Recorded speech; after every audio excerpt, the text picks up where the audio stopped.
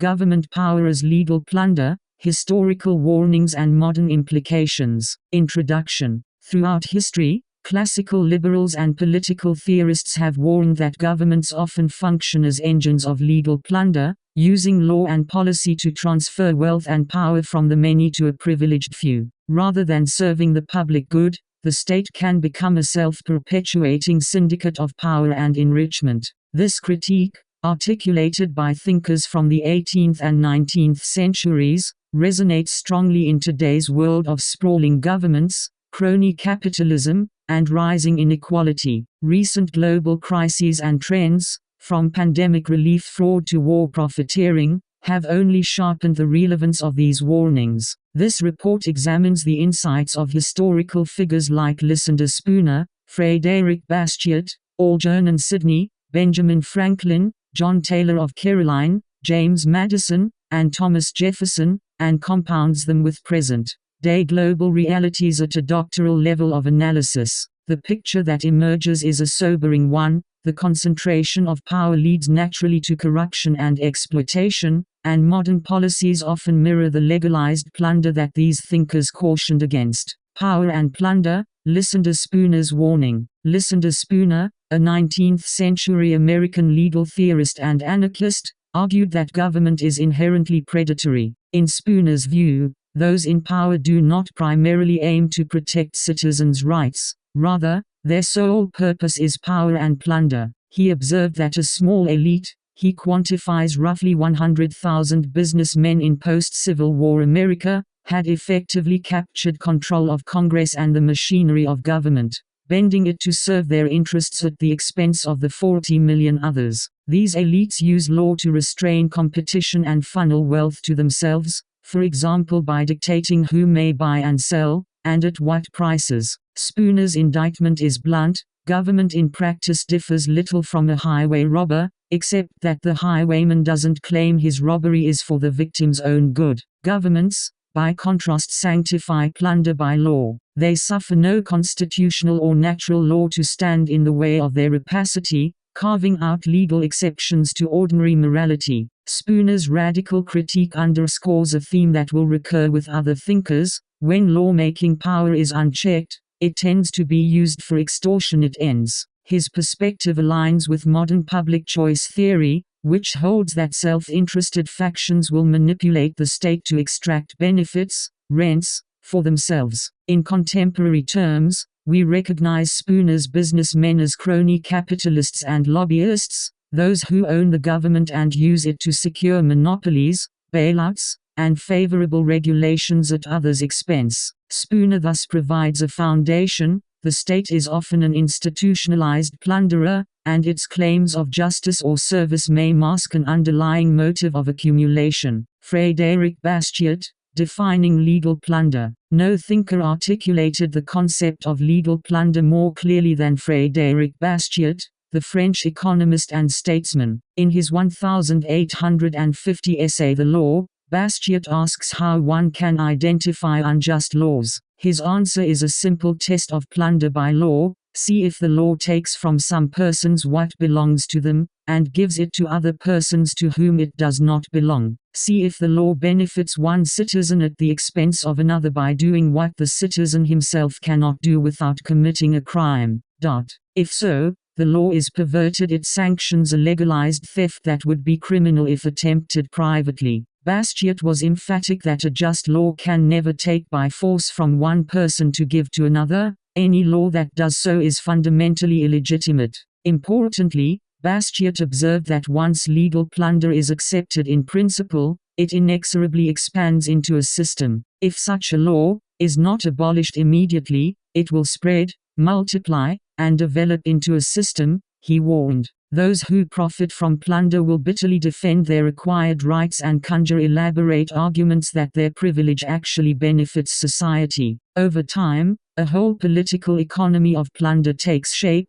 The present-day delusion is an attempt to enrich everyone at the expense of everyone else, to make plunder universal under the pretense of organizing it. In other words, a society can descend into a cynical free-for-all where each group tries to live at the expense of others, using law as the weapon. Bastiat called this the delusion of the day, the false promise that we can all profit by robbing each other, orchestrated by government policy. What are the mechanisms of legal plunder? Bastiat did not limit the concept to overt transfers like welfare stipends. He itemized a broad array of state interventions that fit the pattern. Legal plunder can be committed in an infinite number of ways. He wrote tariffs, protection, benefits, subsidies, encouragements, progressive taxation, public schools, guaranteed jobs, guaranteed profits, minimum wages, a right to relief, a right to the tools of labor, free credit,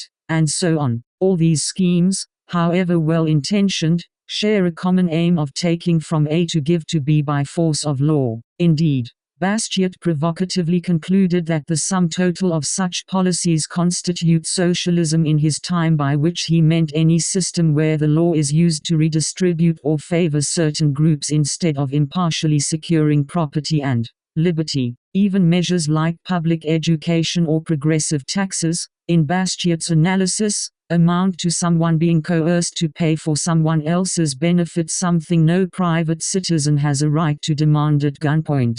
Bastiat's extreme consistency on this point makes his work a staple in libertarian thought to this day. It is worth noting that Bastiat distinguished legal plunder from other forms of plunder like outright theft or conquest. Legal plunder wears the guise of justice. It is carried out by the state under color of law, often with popular support. This makes it especially insidious, because it can continue systematically without triggering the moral outrage that accompanies plain crime. Bastiat's remedy was equally clear: then abolish this law without delay, he urged, otherwise it will proliferate and invite reprisals, driving society into unrest. In modern terms, Bastiat predicted a cycle of polarization and conflict. When groups use law to loot each other, those plundered will eventually fight back. He believed the only stable society is one where nobody plunders anybody and law is strictly limited to protecting life,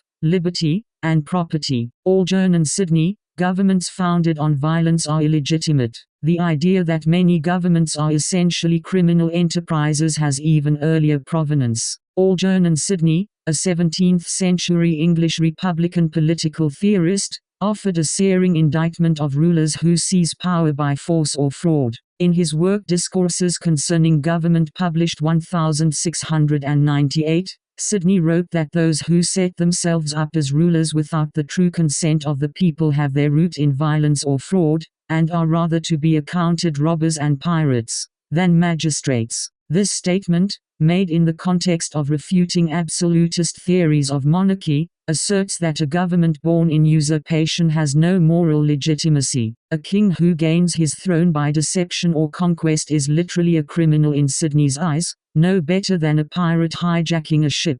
Sidney's vivid analogy underscores a continuum between organized crime and the state. If a pirate band manages to settle down and call itself a government, it does not magically acquire ethical right to plunder the people. Such princes are esteemed thieves by their subjects. Indeed, Sidney noted that honorable people may refuse to even socialize with these illegitimate rulers, just as they would shun actual criminals. This view strongly influenced the American revolutionaries. Sidney was widely read in the colonies. It planted the seed that a regime unjustly imposed can and should be resisted as nothing more than organized brigandage. In modern global context, Sidney's insight resonates when we consider regimes that cling to power through force, corruption, and sham elections. Many dictatorships today originated in coups or revolutions that never earned broad-based legitimacy. Such regimes routinely engage in what can be plainly seen as plunder, siphoning national wealth to elites, using state power to expropriate resources, all while claiming the mantle of government. Sidney would remind us that titles and offices do not change the nature of theft. Whether it is a military junta ransacking public coffers or a kleptocratic cabinet signing sweetheart deals for themselves, these actors are robbers and pirates in velvet robes. His criterion for legitimacy, the consent of the governed, remains a key measure. Absent genuine consent, power is naked force and its economic decrees are robbery with a seal. Benjamin Franklin, The Eternal Struggle of the Governing versus governed. American founder Benjamin Franklin, though a pragmatic statesman, was candid about the natural conflict between rulers and the people. In notes from the U.S. Constitutional Convention of 1787, Franklin observed a perennial pattern: as all history informs us, there has been in every state and kingdom a constant kind of warfare between the governing and the governed, the one striving to obtain more for its support, and the other to pay less. This pithy summary captures the essence of fiscal conflict. Those in power, kings, governments, and today's bureaucracies, constantly seek to maximize revenue and resources extracted from the populace, while the people naturally resist bearing the ever-growing costs. Crucially, Franklin notes this has alone occasioned great convulsions, actual civil wars, ending either in the dethroning of the princes, or enslaving of the people.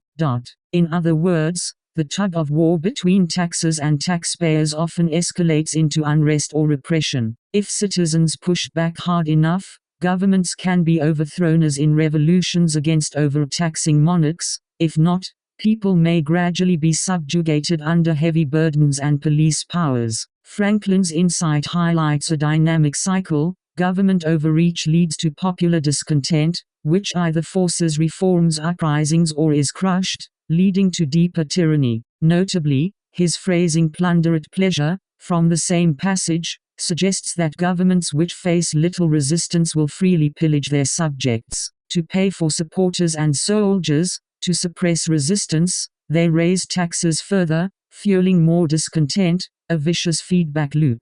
Franklin witnessed this under British rule, where colonial tax resistance eventually sparked the American Revolution. He feared a similar outcome if the new American government ever lost restraint. Today, Franklin's warning is more pertinent than ever. Around the world we see widespread tax protests, populist revolts, and unrest fueled by perceptions that the ruling class is enriching itself while citizens struggle. From the Yellow Vest protests in France against fuel taxes, to mass demonstrations in countries facing austerity, the war between the governing and governed continues. In extreme cases, such as the Arab Spring uprisings, excessive economic exploitation by kleptocratic governments did lead to convulsions that toppled rulers, though often with chaotic aftermaths. Elsewhere, we observe the alternative Franklin gave: protracted discontent met with increasing state coercion, resulting in a creeping enslaving of the people under surveillance,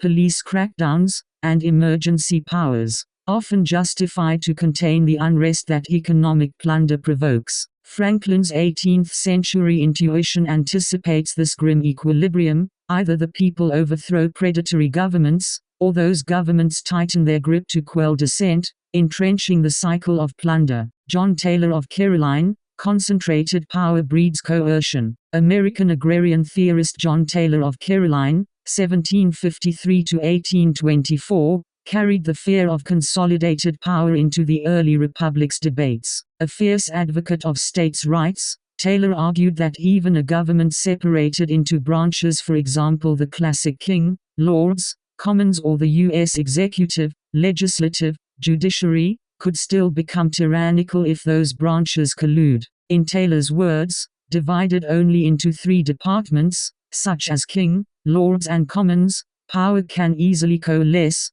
plunder and oppress. He believed that only dividing power many more times, among federal, state, and local levels, and between the government and the people, could prevent a coalescence of interests that prey on the public. The more fragmented and locally accountable power is, the less able it is to form a unified cartel against citizens' liberties. Taylor saw the checks and balances of the U.S. Constitution not as a perfect end state, but as a starting point that needed reinforcement by decentralization. Taylor's warning directly challenges the notion that a simple tripartite government, legislative, executive, judicial, is a sufficient safeguard. If those parts share a common interest, for example, the growth of federal power and budgets, they may coalesce into a single de facto ruling class. Once unified, this class can plunder and oppress with ease, since the normal internal tensions are resolved in favor of mutual enrichment.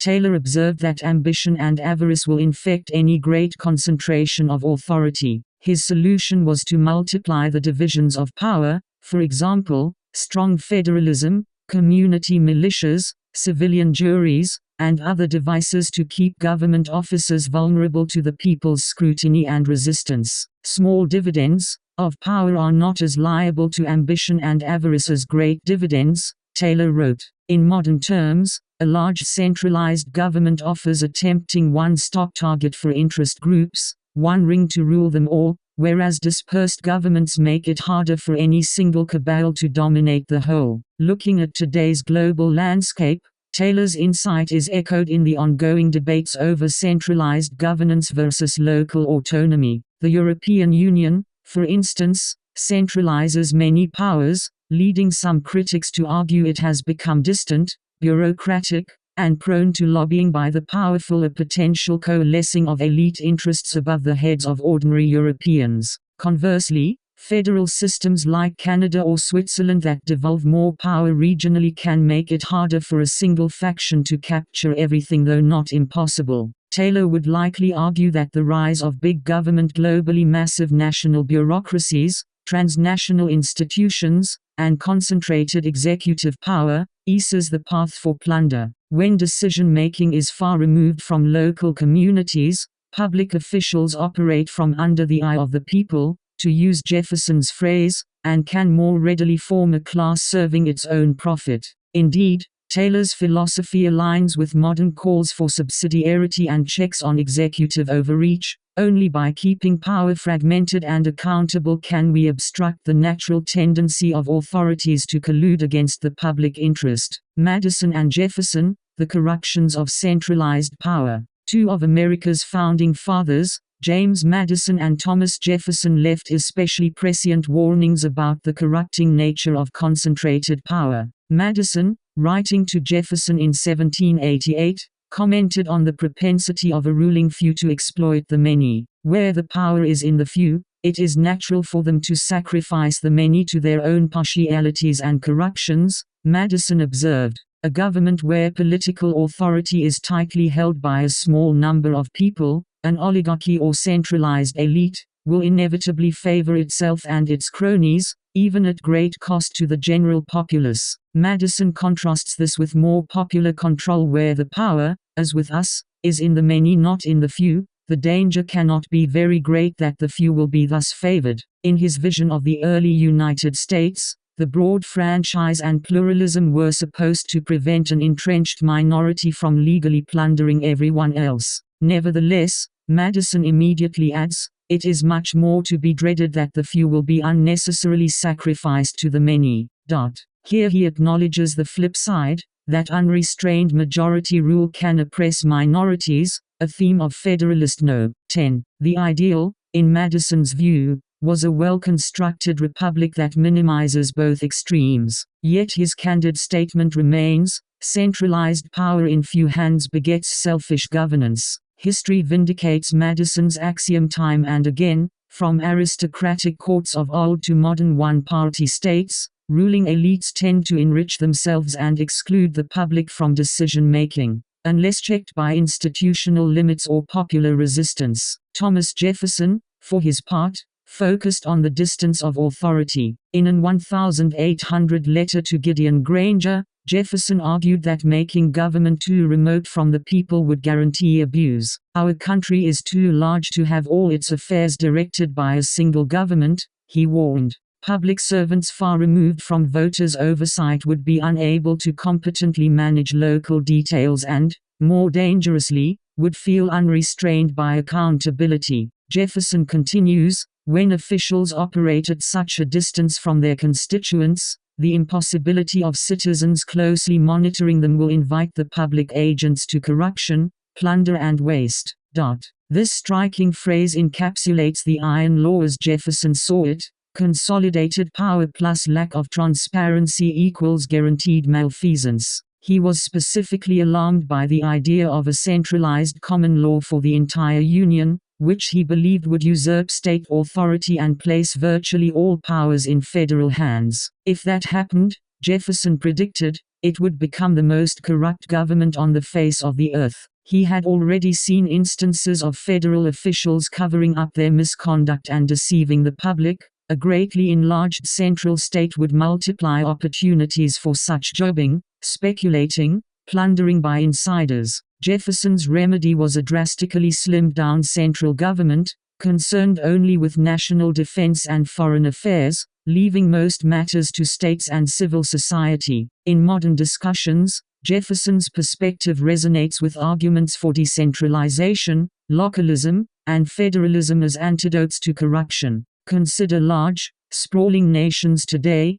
In countries like Brazil or Nigeria, distant federal bureaucracies often struggle to effectively serve far-flung provinces, and corruption thrives in the gaps. Even in the United States, a common critique is that Washington, D.C. is inside the Beltway, out of touch with ordinary Americans, a breeding ground for lobbyists and backroom deals precisely because the average voter cannot easily see or influence what happens there. Jefferson would not be surprised that a distant centralized government overseeing 330 million people wrestles with massive bureaucratic waste and recurrent scandals of graft. He would likely point to the trillions in federal budgets as an augmentation of the field for plundering, office building and office hunting that only a vigilant, localized citizenry can hope to rein in. Together, Madison and Jefferson's insights form a powerful thesis. When political power is held by a small, remote elite, whether an aristocracy, an unelected bureaucracy, or an oligarchic party, the result will be favoritism, embezzlement of public funds, and policies that serve the ruler's interest over the people's. Only by dispersing power among the many, and keeping government close to the ground, can the worst corruptions be averted. These principles were baked into the design of the U.S. Constitution, for example federalism, separation of powers, elections, yet the founders knew that the battle between liberty and power is unending. Modern manifestations of legal plunder. Looking at everything else going on globally right now through the lens of the above warnings reveals unnerving continuities. The mechanisms of legal plunder identified in the past, tariffs, subsidies, taxes, debt, welfare, warfare, monopolies are alive and well today, often on a larger scale. Governments in both democratic and autocratic countries engage in systematic wealth transfers that benefit concentrated interests while diffusing the costs to society. Consider several prominent examples and trends. Cronyism and corporate subsidies. In the modern economy, states frequently channel public funds to private companies under various pretexts: bailouts, stimulus, industrial policy. For instance, during the 2008 to 2009 financial crisis and the 2020 COVID-19 pandemic, governments worldwide provided trillions in emergency loans and grants to banks, airlines, manufacturers, and others. Some assistance was needed to prevent collapse, yet much flowed to well-connected firms that socialized their losses while privatizing profits. This aligns with Bastiat's notion of legal plunder. Taxpayers unwittingly foot the bill to benefit one citizen, or corporation at the expense of another. In the U.S., lobbying ensures that industries like fossil fuels, agribusiness, and defense receive lavish subsidies and contracts. These are often justified as job creation or national security,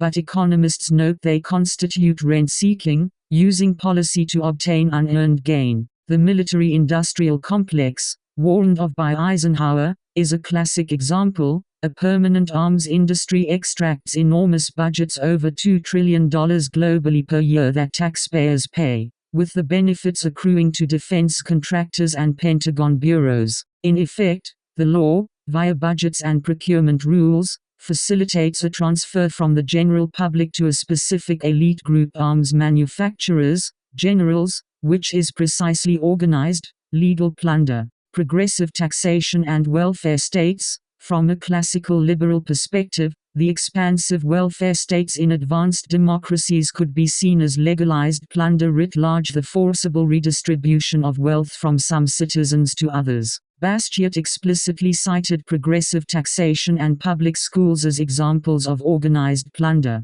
Modern social democracies tax high earners and property owners substantially to fund social programs, benefits, and entitlements for other segments of the population. Proponents argue this promotes social justice and equality. Critics, in Bastiat's tradition, counter that even if well-intentioned, it violates the principle that the law should not take from A to give to B. They point out that such systems create constituencies dependent on government largesse, which in turn perpetuates the power of the political class distributing the benefits. Indeed, extensive welfare programs can entwine government and citizen in a patron-client relationship.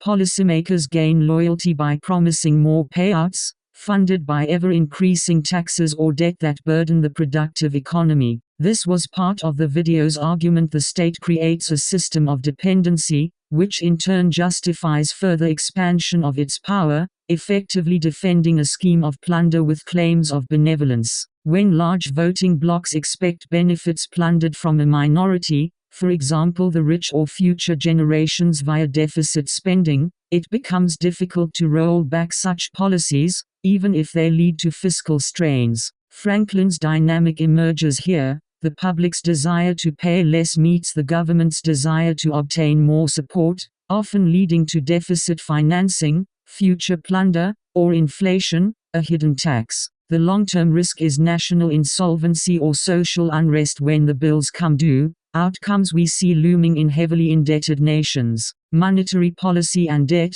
One subtle form of legal plunder in the contemporary era operates through central banks and monetary systems. When governments run large deficits and central banks purchase the debt, so-called quantitative easing, it can spark asset inflation that disproportionately enriches those who hold stocks and property, usually the already wealthy, while wages and savings of ordinary people lag behind. This policy-driven wealth transfer has been noted by analysts as a factor in the dramatic rise of billionaires' fortunes in recent years. During the COVID-19 pandemic, for example, billionaire wealth surged by over $5 trillion globally, even as millions fell into poverty. Oxfam reports attribute this to rigged systems and government-supported bonanza conditions. Central banks pumped liquidity and governments injected stimulus that inadvertently flowed into capital markets, boosting the portfolios of the rich. Meanwhile,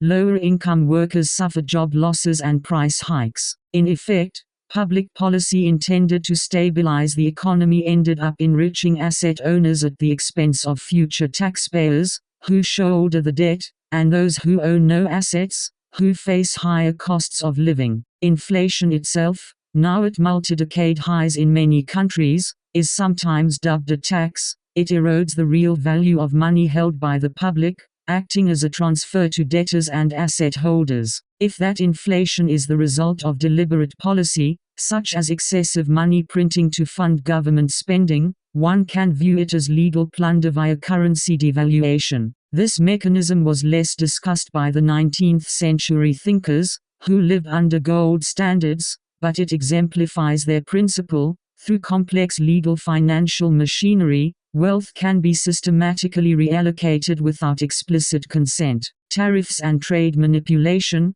Tariffs were explicitly cited by Bastiat as a form of legal plunder, and remain so today. When a government imposes tariffs on imported goods, domestic consumers typically pay higher prices, effectively a hidden tax that protects certain producers. For example, steep tariffs on steel or food imports benefit a small number of domestic industries or farmers, but every downstream manufacturer and consumer pays more as a result. The law forces the many to subsidize the few, often a politically influential industry, a classic case of Bastiat's one citizen at the expense of another. Recent trade wars, such as the US-China tariff escalations, show this dynamic. American importers and consumers bore billions in added costs. Studies found US tariff revenue came largely from domestic buys, not foreign exporters, and those funds were sometimes disbursed as aid to a favored sector,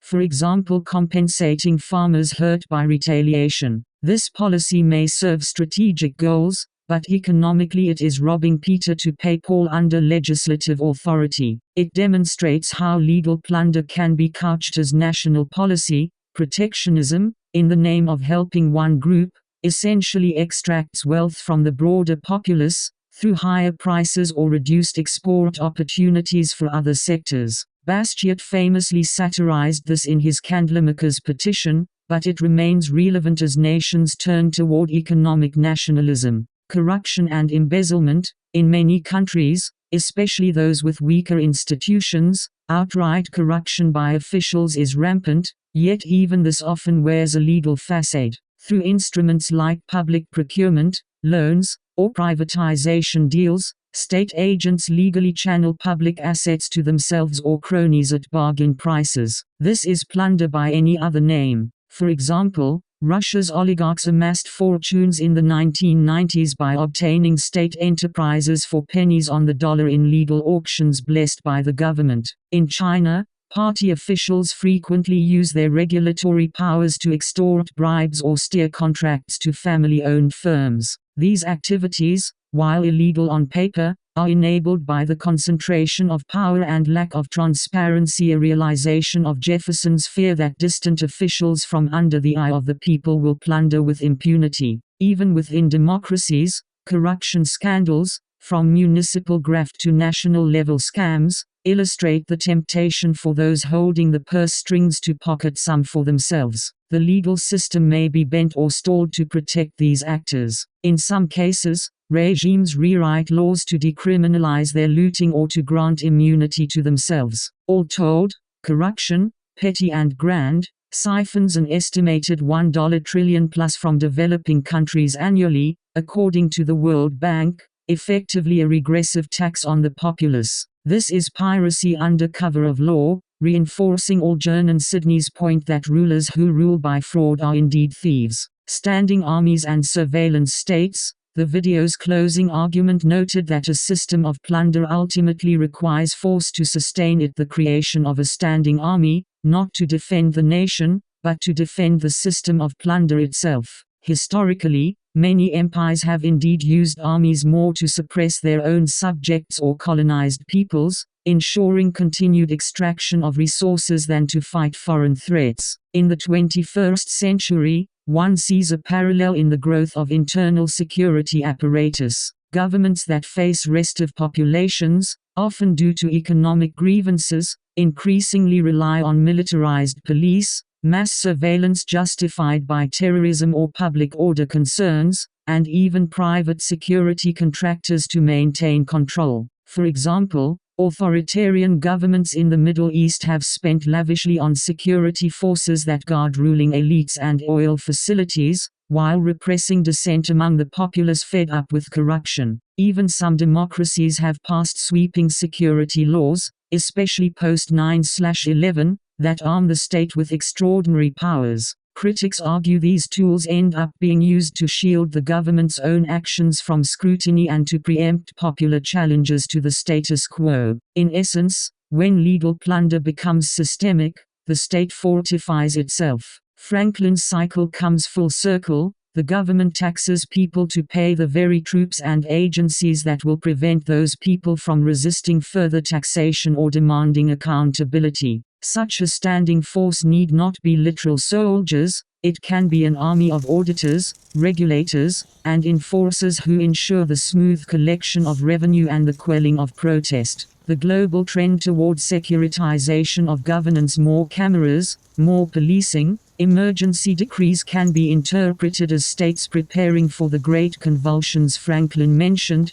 or heading them off. In a world where inequality and discontent are mounting, implications and conclusions, the convergence of these historical insights with current global trends yields a stark conclusion: the fundamental nature of unchecked government power appears to transcend eras. It tends toward self-aggrandizement, economic extraction, and the erosion of liberty. Bastiat's 19th-century lament that the law, itself, has been perverted into an instrument of theft could serve as a eulogy for numerous democracies and autocracies today, where legislation chiefly serves wealthy donors, party insiders, or entrenched bureaucracies. Spooner's characterization of government as a band of plunderers in disguise finds validation in case after case of public officials behaving as a looting class, and Jefferson's fear that an immense central authority would become the most corrupt enterprise on earth rings eerily true when one considers the massive scandals,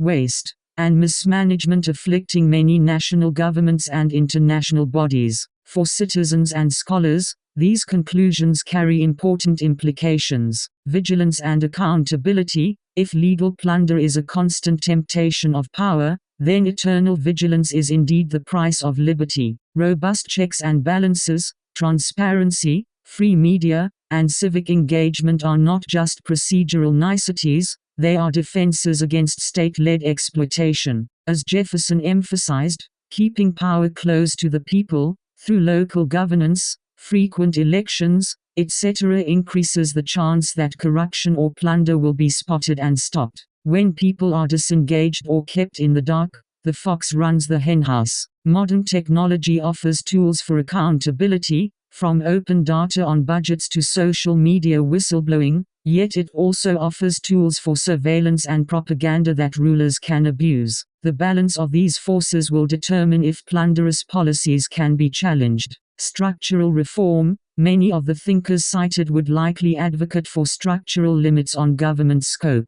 Bastiat and Taylor would call for drastically simplifying laws and budgets to curtail the opportunities for legal plunder. This might mean constitutional amendments for fiscal restraint, for example balanced budget rules to prevent deficit-fueled transfers, anti-corruption measures, decentralizing certain functions, and sunset clauses on regulatory privileges that benefit special interests. Essentially, reduce the loot available to be taken. Today, movements for term limits, campaign finance reform, and devolution of power to regional authorities echo this impulse. The difficulty is that those entrenched in the system have little incentive to reform the very mechanisms that benefit them, a classic collective action problem that Madison and others were well aware of. Nonetheless, recognizing a policy as legal plunder is the first step to rallying public pressure against it. Public awareness and morality. Bastiat noted that when plunder becomes a way of life, a moral code arises to justify it. In our era, one hears various justifications: too big to fail, companies must be rescued for the greater good, we must tax the rich more for equity, or conversely we must give the rich tax breaks to spur growth. Trade barriers protect our workers, surveillance keeps you safe, etc. Each rationale may have merit in context, but each can also mask a scheme that, intentionally or not, enriches some at others' expense via government force. A populace literate in the economics and ethics of freedom is better equipped to see through such sophistry. This is why education in civics and critical thinking is vital. If citizens understand Bastiat's simple test for a just law, they can apply it to new proposals and detect the hidden transfers. As he quipped, everyone will then want to participate in making the law, either to protect himself against plunder or to use it for plunder, if the law is allowed to violate property rights. Thus, only a strong moral commitment across society to no legal plunder can break the cycle. Potential for backlash. The historical cycle identified by Franklin, of oppression leading to upheaval, lurks in the background of many societies today. Soaring inequality and perceived elite impunity have already fueled populist waves and backlashes in numerous countries. While not all populism is enlightened, it sometimes demands more legal plunder, just for different groups. It does signal that many people feel cheated by the current system. The danger is that if peaceful reform fails, frustrations could boil over into instability or authoritarian reactions. Franklin's great convulsions, ending in the dethroning of princes or the enslaving of people, is a dire either-or scenario. In the 21st century context, that could translate to revolutions and regime changes on one hand, or a slide into techno-authoritarian states on the other. Preventing these outcomes requires addressing the underlying cause, reducing the scope of plunder, and creating a fairer political economy. Ironically, even billionaires and officials might find it in their long-term interest to heed these warnings, for when everyone plunders everyone, Universal ruin is not far off. History provides many cautionary tales of empires and economies that crumbled under the weight of corruption and public disillusionment. In conclusion, the notion of government as legalized crime syndicate is not mere hyperbole from a bygone era, but an analytical lens through which much of global politics can be understood. From Spooner's 19th-century America to today's multinational institutions, the consistent pattern is that power seeks to enrich itself unless bound down by strong chains of law and ethics. Recognizing this pattern is the first step to changing it. The thinkers discussed: Spooner, Bastiat, Sidney, Franklin, Taylor, Madison, Jefferson provide a philosophical arsenal for those who wish to advocate a freer, more just order where the law is truly a protective force, the obstacle, the check, the punisher of all oppression and plunder, and not the enabler of it. The challenge for our generation is translating that philosophy into action amidst everything else going on globally, from economic turmoil to technological upheaval. The relevance of these old warnings is a reminder that the fundamental choices between liberty and exploitation, between just laws and legal plunder, are ever present. Solving them may well determine the fate of modern democratic governance and the prosperity of nations in the years to come.